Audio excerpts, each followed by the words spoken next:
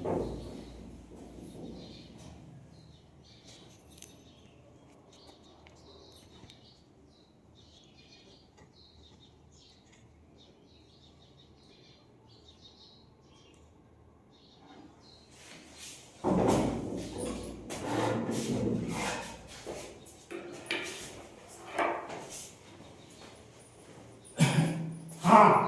बच्चों, तो आज हम एक्सप्लेन करेंगे परिमापन की पद्धतियां। तो परिमापन की 3 पद्धतियां तो ये हैं FPS सिस्टम। इसमें हम लंबाई को फुट में, द्रव्यमान को पाउंड में और समय को सेकंड में मापते हैं।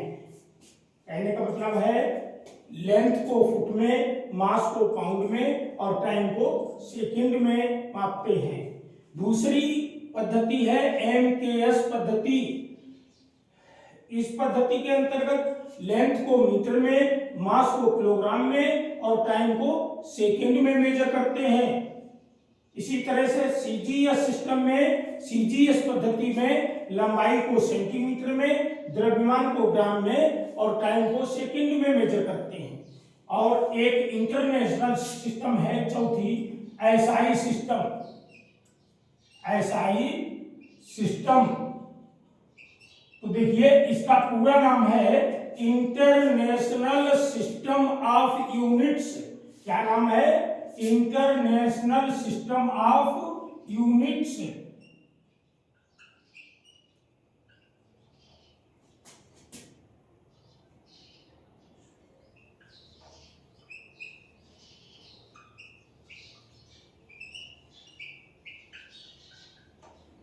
इसे हम हिंदी में अंतरराष्ट्रीय मात्रक पद्धति कहते हैं। हिंदी में इसको हम क्या कहते हैं? अंतरराष्ट्रीय मात्रक पद्धति कहते हैं। इस पद्धति के अंतर्गत लेंथ को हम काय में नापते हैं? लेंथ को हम मीटर में नापते हैं, मास को हम किलोग्राम में नापते हैं, टाइम को हम सेकंड में नापते हैं और विद्युत धारा को, इलेक्ट्रिक करंट को हम एम्पियर में मापते हैं और टेम्परेचर को हम केल्विन में नापते हैं। इसी तरह से ज्योति तीव्रता यानी ल्यूमिनस इंटेंसिटी, ल्यूमिनस इंटेंसिटी को हम कैंडेला में मापते हैं और quantity of matter, quantity of matter को हम मोल में मापते हैं। इसी तरह से हम एंगल को SI पद्धति में रेडियन में नापते हैं और सॉलिड एंगल को हम स्टेरेडियन में नापते हैं, स्टेरेडियन। ठीक है ना? तो आप जो कैलकुलेशन करेंगे, कुछ जगह ऐसा हो सकता है कि आप CGS सिस्टम में कैलकुलेशन कर लें और जो बाकी कैलकुलेशंस हैं, जो भी न्यूमेरिकल सॉल्व करेंगे उनको हम SI सिस्टम में ही सॉल्व करेंगे। सारी क्वांटिटी जो किसी दूसरे अनदर यूनिट सिस्टम में गिवन होंगी उनको सबको SI सिस्टम में कन्वर्ट करके ही हम न्यूमेरिकल प्रॉब्लम्स को सॉल्व करेंगे। ठीक है ना? तो अब इतना बताने के बाद हम आगे बताएंगे डायमेंशन एनालिसिस। तो डायमेंशंस क्या होती हैं, अर्थात विमाएं क्या होती हैं। आज हम कोशिश कर रहे हैं कि हिंदी मीडियम और अंग्रेजी मीडियम दोनों तरह के बच्चे जो हैं साथ में ही पढ़े। हिंदी वाले बच्चों के लिए भी बता देंगे और अंग्रेजी वालों के लिए भी। हिंदी मीडियम के बच्चे जो हैं वो कोशिश करें कि हम अंग्रेजी में कैसे पढ़ सकते हैं। जो गांव में रहने वाले बच्चे हैं, जैसे हिंदी मीडियम में पढ़ते हैं, तो वो इंग्लिश मीडियम में पढ़ने की कोशिश कैसे करें। अगर नहीं करेंगे तो क्या दिक्कत आएगी। जब आप नीट या JEE की तैयारी करेंगे तो हिंदी मीडियम की बुक्स अवेलेबल नहीं होंगी। अच्छी बुक्स जो है सब जो राइटर लिखते हैं वो इंग्लिश मीडियम में ही लिखते हैं। जैसे आप केमिस्ट्री के लिए, फिजिक्स के लिए, बायोलॉजी के लिए या मैथमेटिक्स के लिए जो बुक्स परचेज करेंगे मार्केट से, वो सारी इंग्लिश मीडियम में होती हैं। और जब तक आपको प्रॉब्लम समझना पढ़ के नहीं आएगा, you will be unable to understand. ठीक है ना। Now dimension analysis.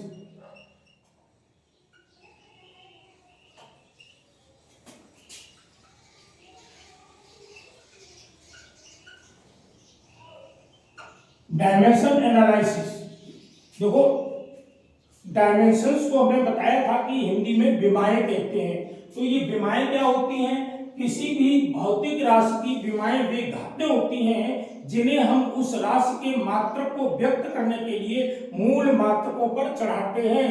Dimensions of any physical quantities are those indices or powers which rise on fundamental unit to describe the unit of that physical quantity, है ना।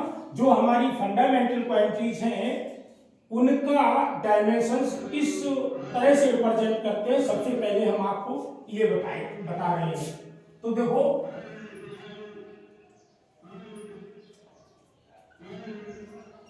Dimensions of fundamental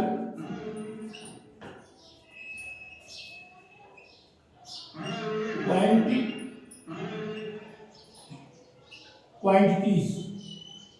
तो देखो पहली जो है, यहां देखो सीरियल नंबर लिख लो, यहां फिजिकल क्वांटिटी लिख लो, यहां पर डायमेंशन लिख लो। तो पहली क्वांटिटी है लेंथ या डिस्टेंस, इसको हम एल से, ये स्क्वायर ब्रैकेट में डायमेंशंस लिखी जाती है। दूसरी है मास, इसको एम से रिप्रेजेंट करते हैं। तीसरी है टाइम, इसको हम टी से रिप्रेजेंट करते हैं। चौथी है इलेक्ट्रिक करंट,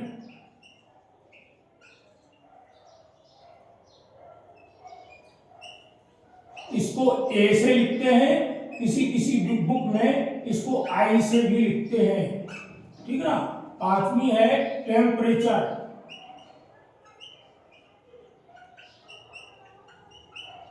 इसको हम के से लिखते हैं, किसी किसी बुक में इसको हम थीटा से भी लिख देते हैं।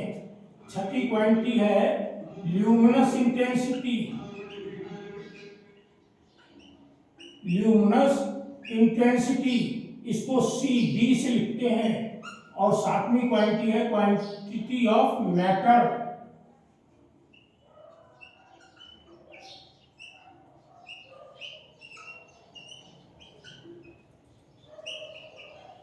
इसे हम मोल्स MOL इस तरह से लिखते हैं। और बस इतनी याद कर लो। इसके बाद एंगल और स्टेर, मतलब एंगल की और सॉलिड एंगल की डायमेंशंस निकालना हम थोड़ी देर में बता रहे हैं।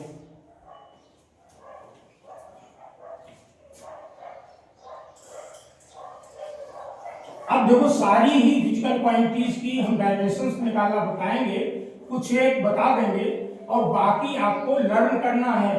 किसी बुक से कंसल्ट करके सारी फिजिकल क्वांटिटीज को लर्न करना है। अगर आप एक दिन में नहीं कर सकते सारी, तो एक आइडिया बना लें कि हमें लगभग कितनी पर डे याद करनी है। तो पर डे अगर 5 फिजिकल क्वांटिटी की डायमेंशंस आप लर्न करेंगे, विद फार्मूला निकालना सीखेंगे, तो धीरे से पता लगेगा कि इस दिन में आप सारी फिजिकल क्वांटिटीज की डायमेंशंस निकालना सीख गए हैं। ठीक है ना। तो 5 या 10 जो तुम्हारे अंदर क्षमता हो उस तरह से इनको करिए। कुछ निकालना हम बता रहे हैं, जैसे सबसे पहले है एंगल। एंगल इक्वल टू होता है आर्क अपॉन रेडियस। देखो इसकी डायमेंशनल फार्मूला L है, इसका भी L है, तो ये L की ये डायमेंशनलेस क्वांटिटी हो गई। तो ये क्या है, डायमेंशनलेस। डायमेंशनलेस क्वांटिटी है। दूसरी है स्टेरेडियन, सॉरी सॉलिड एंगल। क्या क्वांटिटी है, सॉलिड एंगल। तो सॉलिड एंगल देखो एरिया अपॉन डिस्टेंस का स्क्वायर। किसी अगर हम सरफेस पर delta a surface area consider कर लें, delta a surface area consider कर लें और सेंटर से मिलाएं, तो जो सॉलिड में एंगल बनेगा, जैसे किस तरह की शेप बनेगी, देखो बच्चों ये इस तरह की शेप बन जाती है, इस तरह का। ये सॉलिड एंगल होता है, ये 3 डायमेंशनल एंगल होता है और वो प्लेन एंगल बोला जाता है। ये तो जैसे आपने कभी चने की पुड़िया देखी हो तो उसका यहाँ पे एरिया ले लेंगे, और वो एक आइसक्रीम आती है सॉफ्टी वाली कुल्फी की तरह, जो यहाँ पे खट्टी स्पेरिकल पार्ट हो जाता है, उसका एरिया डेल्टा ए मान सकते हैं। तो इस आर के डिस्टेंस, आर के स्क्वायर से, डिस्टेंस के स्क्वायर से डिवाइड करके हम ये सॉलिड एंगल निकाल लेते हैं। ये हमारा क्या आता है, स्टेरेडियन में निकलता है। लेकिन इसका डायमेंशनल फार्मूला ये L2 अपॉन L2, ये L0 ही होता है, यानी ये भी डायमेंशनलेस क्वांटिटी है। इसी अब आगे हम देखेंगे जो फिजिकल क्वांटिटी या मैथमेटिकल क्वांटिटीज हैं, उनका हम डायमेंशनल फार्मूला कैसे निकालते हैं। तो देखेंगे जैसे area equal to length into breadth होता है। एरिया इक्वल टू क्या होता है, area equal to L into B equal to L into L equal to L2। ये डायमेंशनल फार्मूला होता है। इन जनरल इसको हम M0, L2, T0 भी लिख सकते हैं। जिनकी डायमेंशंस क्वांटिटी में 0 होती हैं उनको हम इस तरह से लिख देते हैं, ठीक है ना। इसी तरह से हम वॉल्यूम का एक डायमेंशनल फार्मूला निकालेंगे equal to L B H। इसको निकालेंगे L into L into L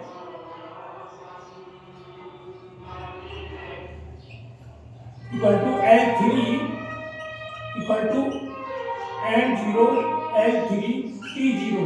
ये डायमेंशनल फार्मूला आता है। इसी तरह से अब हम नेक्स्ट डे कुछ फिजिकल क्वांटिटी को एक्सप्लेन करके इसमें इनके यूजेज और इनके एप्लीकेशंस जो भी है वो हम बताएंगे, ठीक है ना। तो इतना आप तैयार करिए। नेक्स्ट डे मतलब नेक्स्ट वीडियो में कोशिश करेंगे अगला वीडियो हम कल ही डालें, ठीक है ना बच्चों। तो अब इतना को तैयार करिए। अब